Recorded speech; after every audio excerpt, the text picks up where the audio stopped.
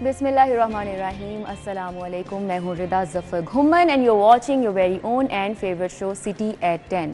दुआ और उम्मीद यही है कि आप सब जहाँ कहीं भी हैं खैर खैरियत से हैं और आपका जो आज का दिन है वो बहुत अच्छा गुजरे इंशाअल्लाह। और रबीउल अव्वल का बाबरकत महीना है, जुम्मतुल मुबारक है और हल्की हल्की बारिश भी हो रही थी सुबह के इलाकों में।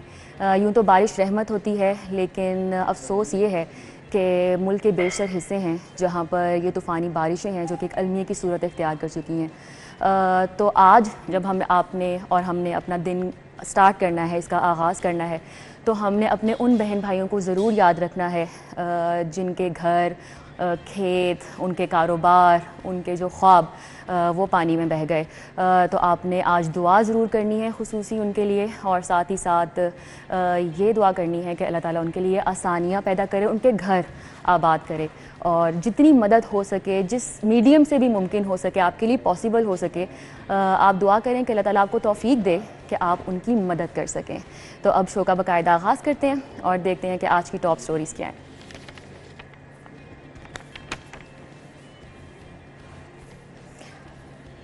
तो आज की जो टॉप स्टोरीज़ हैं जिन पे हमने डिस्कस करना है, पहली हमारी टॉप स्टोरी है रावी में साइफन के मुकाम पर ऊंचे दर्जे का सैलाब आ चुका है और पानी का बहाव 2,20,000 क्यूसिक हो गया है। नेक्स्ट स्टोरी हमारी है शहर में पहला तजुर्बाती तौर पर बाइक लेन मंसूबा रूल बैक हो गया और कलमा चौक से लाहौर ब्रिज तक बाइकर लेन अब ख़त्म कर दी गई है।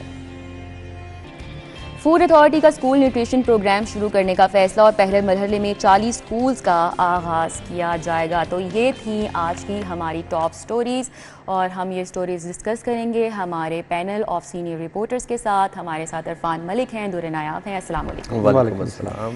तो आज हम, जैसा कि कल भी हम यही डिस्कस कर रहे थे शो में, सबसे बड़ा जो इस वक्त मसला बना हुआ है वो है सैलाब का, और दुआ के साथ आज के इस मुबारक दिन का हम सबसे पहले तो आगाज़ करेंगे।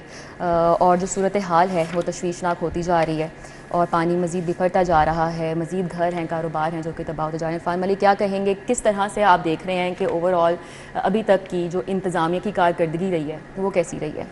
देखिए, इंतज़ामिया की कारकर्दगी कदरे बेहतर है। आप उसको बेहतर इस वजह से कह सकते हैं कि आपने अभी तक इतना जो जानी नुकसान है उसका सामना नहीं करना पड़ा, और ये अल्लाह का भी शुक्र है कि क्योंकि तमाम इदारे मुतहर्रक थे और वज़ीर आला पंजाब जो हैं वो आप देखें कि ख़ुद जो है वो अपनी जान की परवाह किए बगैर वो कल दरियाए रावी में हमें नज़र आई और वहाँ पे उन्होंने इंतज़ामात का जायज़ा लिया। और यही वजह है कि तमाम जो इदारे एक्टिव हैं, जिसमें PDM में हो जाए, पुलिस हो जाए, रेस्क्यू हो जाए, ज़िले इंतज़ामिया हो जाए, हर फ़र्द जो है, हर डिपार्टमेंट जो है वो एक्टिव है। और ऐसे मकामात जहाँ पे पानी आने का ख़दशा है उनको फ़ौरी तौर पे वहाँ से रेस्क्यू करके मुंतकिल करने का फ़ैसला किया गया था और उसमें बड़ी हद तक कामयाबी भी हुई। कुछ पॉइंट ऐसे थे जहाँ पे, जैसे कि रात को हमने एक मंज़र देखे कि T नंबर 5 जो है इसके पास जब क्योंकि पानी का बहाव तेज़ हुआ तो वहाँ से लोगों को निकाला जा रहा था, लेकिन लोग कह रहे थे कि हम ये अपनी सारी जमा पूंजी, अपने घर, अपने माल मवेशी सारा छोड़ के कैसे जाएं और कहाँ पे जाएं। वहाँ पे इंतजामात भी कोई ऐसे खातर खा नहीं थे। तो लेकिन अब इसके लिए किसको आप जिम्मेदार ठहराएंगे कि वहाँ पे ये बस्तियाँ आबाद क्यों हो दी जाती हैं दोबारा से? देखिए, बिल्कुल बात यही है कि रावी जो है, जिसके बारे में कहा जा रहा है कि रावी बिफर गया और रावी ने आबादियों के अंदर पानी आ गया, रावी आबादियों में नहीं आया। रावी अपने ट्रैक के ऊपर ही है। एग्जैक्टली, उन ट्रैक्स के ऊपर जो है वो है। अगर अब हम लाहौर में जो क्रॉसिंग्स हैं जो रावी की, उसमें आप देखें तो आपको एक क्रॉसिंग नज़र आती है जो सबसे पुरानी क्रॉसिंग है, वो रेलवे का ब्रिज है। रेलवे के ब्रिज के नीचे से 2.5 लाख क्यूसेक पानी गुजर सकता है, ये उसकी कैपेसिटी है। अच्छा, अब रेलवे का ब्रिज जो है ये, इसको आप देखें, ये सबसे निचले दर्जे का जो पुल है। इसके बाद आपके पास जो शादरे का जो मेन ब्रिज है उसकी बात आती है। फिर आप आगे मोटरवे पे चले जाएं, वहाँ पे मेन जो ब्रिज हैं वो उनकी कैपेसिटी जो 3-3 साढ़े 3-3 लाख है। यानी कि ये 3-3 साढ़े 3-3 लाख का रेला जो है वो बर्दाश्त कर सकता है रावी, और रावी के पुल भी।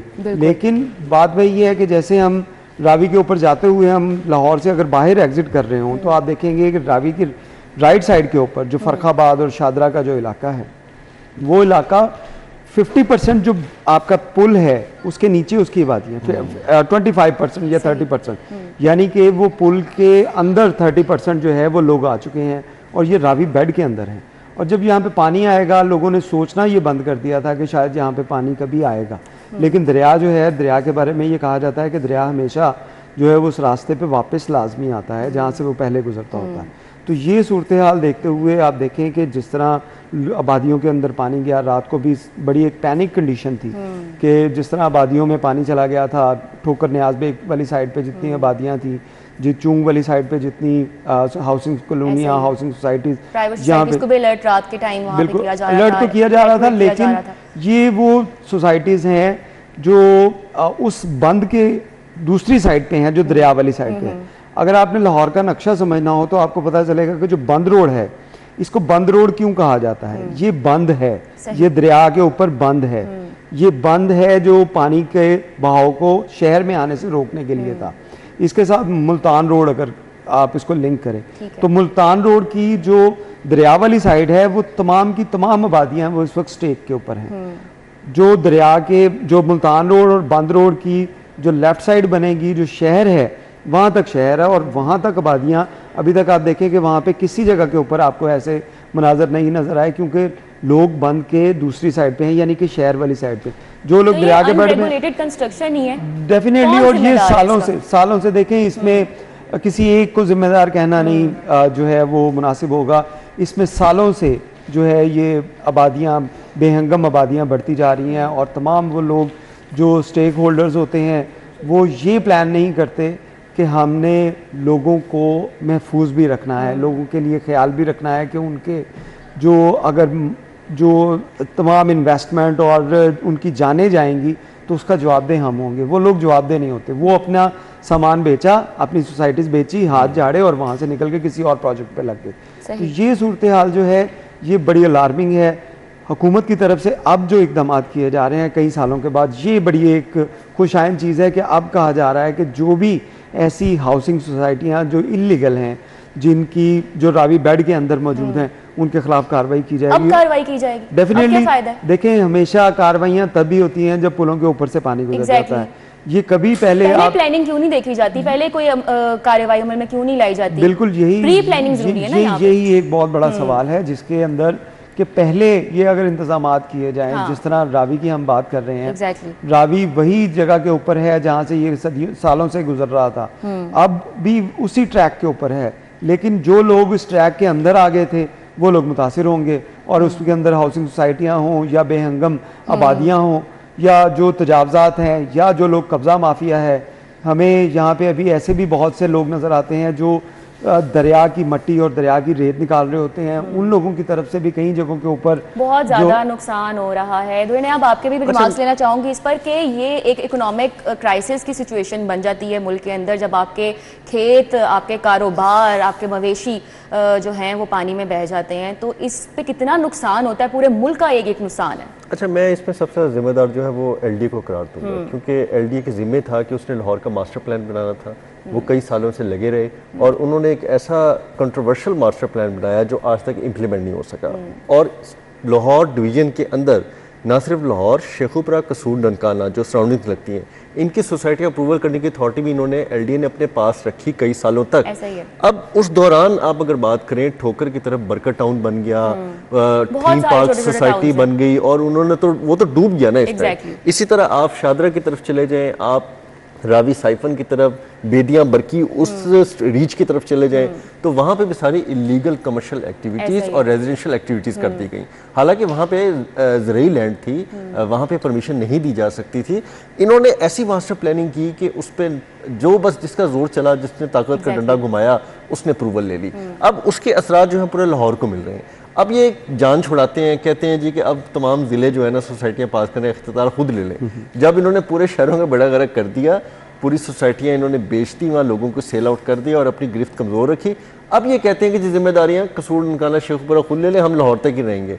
और चूँकि रूडा अपनी एक हैसियत में आ चुका है, लेकिन रूडा ने जो अपना प्लान्ड एरिया है उसमें ज़मीन बचाने के लिए जो उन्होंने एक्टिविटी पहले से कर रखी थी, बंद बांधे थे, वाटर वर्क बनाए थे, उसका बेहतरीन रिजल्ट ये निकला कि आज वो तमाम प्लान्ड एरिया महफूज है, वहाँ पे पानी नहीं है। काबिले तहसीन है, मैं उसको बड़ा अप्रिशिएट करता हूँ। सरकार को भी ऐसे कदम उठाने चाहिए थे, पता नहीं क्यों नहीं उठाए गए, ये तो अल्लाह जानता है। लेकिन अब बहुत अच्छी बात है अगर वो अनाउंस कर रहे हैं कि हम गैर कानूनी सोसाइटियों की बिल्कुल सरकोबी करेंगे, उनको रोकेंगे। नए जो हैं वो हिफाजती बंद बांधने की शहर में ज़रूरत है, बंद रोड साइड पे, आपकी रावी रोड पे बहुत ज़रूरी है। ईयरली फिनोमेनन बन चुका हुआ है ये, हमें पता है कि हर साल खुदा ना ख्वास्ता, क्योंकि क्लाइमेट चेंजेस हैं, एनवायरमेंटल चेंजेस हैं, इस तरह की सूरत हाल तो बननी है। तो क्यों हम इस तरह के पहले से प्री प्लानिंग नहीं कर रहे हैं? जब आन पड़ती है तो सारे इदारे हैं मुतहरिक हमें नजर आते हैं। ये चीज़ ना फोर्स ही हम कर रहे थे, और defence strategy point of view से भी आपको पता है कि इंडिया ने बहुत सारे छोटे छोटे बंद जो है वो बांध दिए अपनी साइड पे।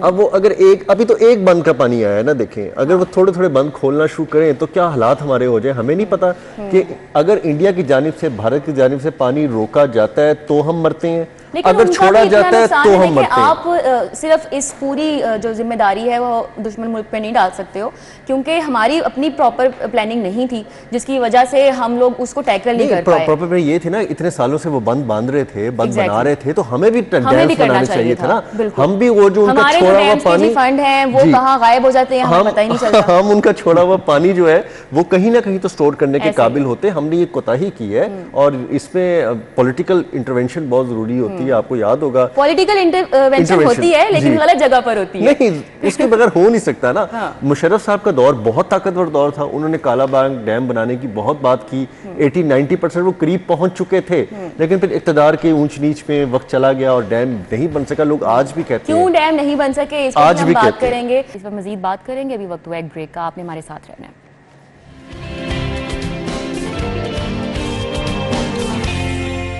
Welcome back. कितना नुकसान हुआ है और DGPDM ने भी अभी ब्रीफिंग दी है और तमाम तर जो अदाद शुमार हैं उनकी जानिब से बताए गए हैं और यही कहा जा रहा है उनकी जानिब से जब तक ये जो पानी है, सैलाबी पानी, ये सिंध में दाखिल नहीं होता है तब तक पंजाब में ख़तरा बरकरार है। लेकिन जो तमाम इदारे हैं वो इस हवाले से हाई अलर्ट नज़र आ रहे हैं और जिस तरह से भी कोशिश बन पा रही है तमाम इदारे इस वक्त मुतहरिक हैं लोगों की जानें बचाने के लिए और इसमें कामयाब भी नज़र आ रहे हैं। यकीनन ये अप्रिशिएटिव है कि जितनी हम इस वक्त देख रहे हैं इदारे तो मुतहरिक नज़र आ रहे हैं, लेकिन बाद में फिर वही कहूँगी कि क्यों इस तरह की सिचुएशन बनने आती है, या फिर प्री प्लानिंग नहीं होती है, या फिर हमारे पास प्री इन्फॉर्म कोई ऐसे सिस्टम नहीं है जिससे हमें पता चल सके कि कितना पानी आ सकता है।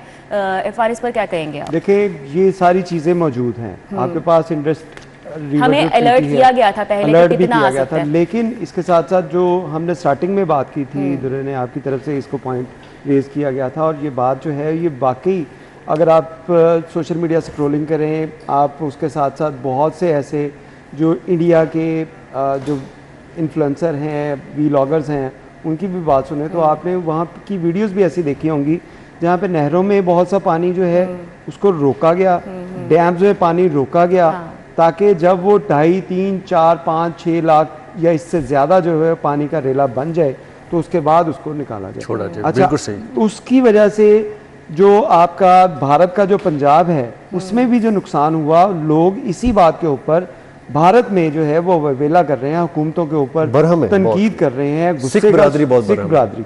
और ये करतारपुर जो आपने डूबी हुई देखी, वो उसकी एक बेसिक वजह ये थी कि भारत की तरफ से बगैर इतला के और एकदम से जो रेला छोड़ दिया गया, उसकी वजह से ये पानी जो है इसने पूरा पंजाब जो है वो चाहे भारत का पंजाब हो या पाकिस्तान का पंजाब हो, इसको उसने डैमेज किया। और इसमें इनकी आबी जहारियत जो इनको जो जिस तरह जंग के अंदर इनको मार पड़ी उसका गुस्सा इन्होंने इस तरह निकाला और जो घटिया वो तो हर साल निकालते हैं, लेकिन इस दफ़ा अब कल की सूरत हाल जब हम बात करें, कल जो शादरा में जब रावी के ऊपर 1,95,000 क्यूसेक फीट तक पानी पहुंच गया तो उसके बाद अचानक से पानी जो है वो 7-8 हज़ार की उसकी डिप आई, यानी कि जितना पानी आपके पास पीछे था बेड के ऊपर, रावी के बेड के ऊपर, वो गुजर रहा था।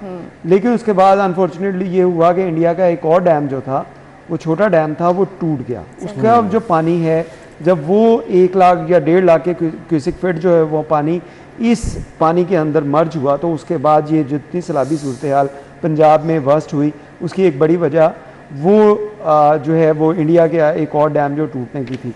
अब इसके साथ अब एक और चीज़ भी देखें कि जहाँ पे डैम टूट गया है इंडिया का, वहीं पे बरसात का सीज़न दोबारा से दूसरा स्पेल जो है वो शुरू हो चुका है।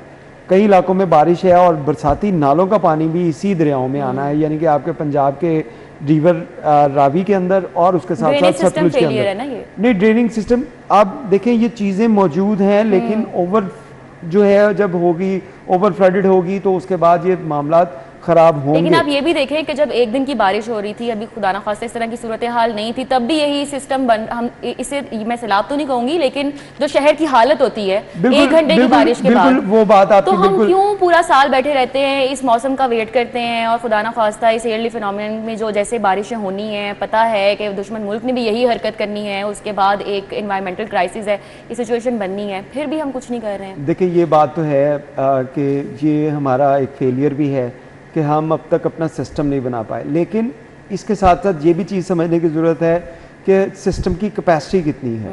जैसे हम सिंध में सुनते हैं कि सिंध के अंदर अगर कैपेसिटी तो सिस्टम की बहुत ज़्यादा है। फार्मर लेक, सॉरी मैं दुर्न आपसे भी इस बारे में रिमार्क्स होंगी, लेकिन यहाँ पे मुझे ब्रेक का कहा जा रहा है, ब्रेक के बाद दोबारा आएंगे और दुर्न आपसे रिमार्क्स लेंगे कि कैपेसिटी कितनी है और उस पर कितना अमल दरामद होता है।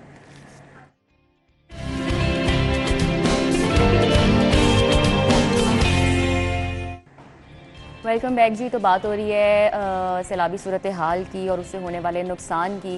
दुर्न नायाब, आपके मैं रिमार्क्स जाना चाहूँगी, आखिरी को 2-3 मिनट रह गए हैं। एविडेंस बेस्ड एनालिसिस के हिसाब से अगर हम देखें तो आने वाले सालों में भी खुदा ना खास्ता क्योंकि इन्वायरमेंटल चेंजेस तो हैं, तो इस तरह की सिचुएशन बन सकती है, तो क्या हमारी ऐसी स्ट्रेटजी होनी चाहिए जो कि वाकई में इफेक्टिव हो? देखिए, पाकिस्तान का one of the best irrigation system है, ठीक है, इसको दुनिया मानती है, और जो नहरी निज़ाम हमारा अंग्रेज़ों के दौर में बनाया गया वो तो आउट क्लास है और आज तक सस्टेन कर रहे हैं, और उसके अंदर जो इंटरवेंशंस हमने की वो भी बहरहाल बहुत बेहतर हैं, लेकिन हमारे हमसाया ममालिक इससे कहीं आगे की टेक्नोलॉजी पे जा चुके हैं। अब जिस तरह इरफान ने बड़ी इंपॉर्टेंट बात की कि एक वेव बनाई गई, एक वॉल्यूम बनाया गया पानी का, और जब उसको छोड़ा गया तो डेफिनेटली जब आप किसी का नुकसान करते हैं तो आपका अपना नुकसान भी होता है, ये कुदरत का असूल है। तो कुछ पंजाब उनका भी डूबा, हमारे करतारपुर को डुबो दिया गया, बहुत सारे एरिया को जानबूझ के ओवरफ्लो, ओवर रेटेड वॉल्यूम के साथ पानी छोड़कर बर्बाद किया गया। आज 30, 32, 35 साल बाद ये सिचुएशन हो रही है। अब आने वाले दिनों में ये समझे एक टेस्टर है, इंडिया जो हमारे साथ कर रहा है, उन्होंने एक टेस्ट किया है। मैं तो इसको अभी जारिया से भी बहुत आगे की बात करता हूँ, जिसमें इंसान अपना नुकसान को भी कुर्बानी के तौर पे कह देता है कि ठीक है मेरा होता नुकसान हो जाए, अगला भी ना रहे। तो आप जब इस तरह की ह्यूमन साइकी की तरफ चले जाएं, जो अनफॉर्चुनेटली मोदी साहब की साइकोलॉजी की हालत ख़राब हो चुकी है, तो ये तो चीज़ें हम देखने में आ रहे हैं। अब हमने क्या करना है, हमने अपने डैम्स की तरफ जाना है, हमने एक कौम बन के डैम्स की सियासत को ख़त्म करना और डैम्स बनाने हैं, हमने बहुत सारी जगहों पे बंद बांधने हैं, हमने नए वाटर जो जितने भी रिजर्वायर्स हैं उनको क्रिएट करना है, हमने अपने नहरी निज़ाम को मज़ीद डेप्थफुल बनाना है ताकि उसके अंदर मज़ीद पानी लेने की गुंजाइश हो। एक्चुअली हमारी कौम को तो ये दिखाया गया पिछले 20-25 साल से, तो हमारा नहरी निज़ाम खुश्क हो गया है। नहरी निज़ाम के अंदर आप गाड़ियाँ, ट्रालर, पता नहीं क्या क्या चला रहे होते थे, क्योंकि मैं तो खुद साहिवाल और रावी साइड का रहने वाला हूँ, तो मुझे तो बहुत अच्छी तरह आइडिया है कि वहाँ पे तो हमारी तरफ खेती बाड़ी होती है, खेती बाड़ी होती है। रावी सूख गया तो खेती बाड़ी स्टार्ट कर दी, लेकिन लाहौर और आबादियों में जब रावी फर्ज के सूखा तो उन्होंने वहाँ पे आबाद करी स्टार्ट कर दी, हाउसिंग सोसाइटियाँ बना दी, रिहाइश इख्तियार कर ली। अब जब वो वहाँ से निकलते हैं तो फिर बड़ी तकलीफ होती है। लेकिन मैं ये कुदरती अब अजाब की तरफ जिस तरह आप देखा जाए, अगर कोई कुदरती रेले आए आपके अपर जो KPK है उस तरफ आपका आया, बुनेर में आया, बाकी जो है वो तो एक कुदरती अमल है ना कि दरिया अपना रास्ता खुद बना रहा होता है।